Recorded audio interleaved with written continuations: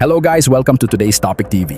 Doble ingat po tayo sa ating mga personal na gamit lalong-lalo na sa mga pampublikong lugar kagaya ng palengke dahil isang tindahan na naman ang nabiktima ng salisigang. Sa bidyong kuha sa CCTV, makikita ang grupong ito na tila may sinisilip sa ilalim ng isang pwesto. Target pala nito ang isang tindahan ng itlog at isang bag na nakalagay sa ilalim ng kanilang pwesto.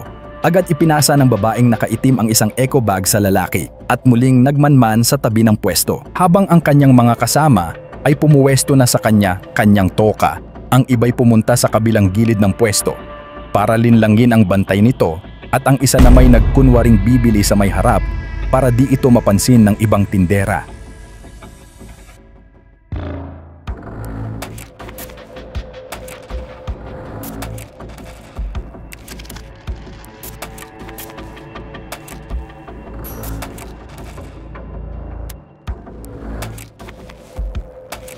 Ang lalaking tirador ay dudukutin na sana ang bag sa ilalim ng biglang dumating ang may-ari. Ang kawatan ay biglang nagkunwaring may tinitingnan lang sa kanyang paa, kaya't ang may-ari ay binale wala lang ang pangyayari.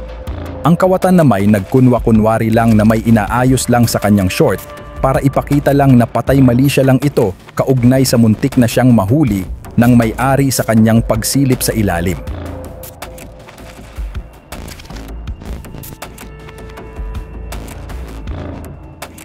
At para mawala ang atensyon ng tindero sa kanya, ang iba'y bumili kunwari sa kabilang side.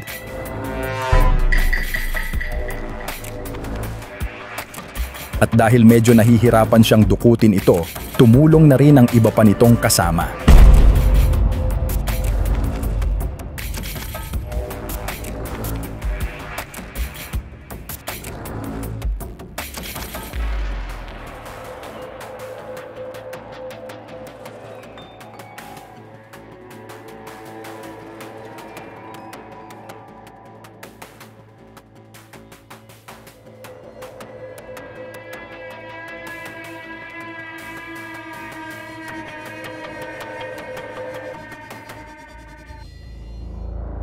Ang iba'y kunwaring bumili sa may harapan ng pwesto para lang mapagtakpan ang gagawin ng lalaki.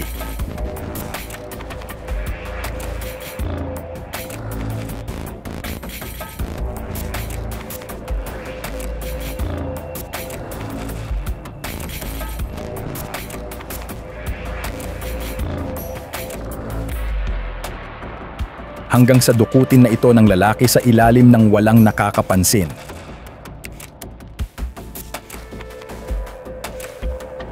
Agad nitong natangay ang bag sa ilalim ng pwesto.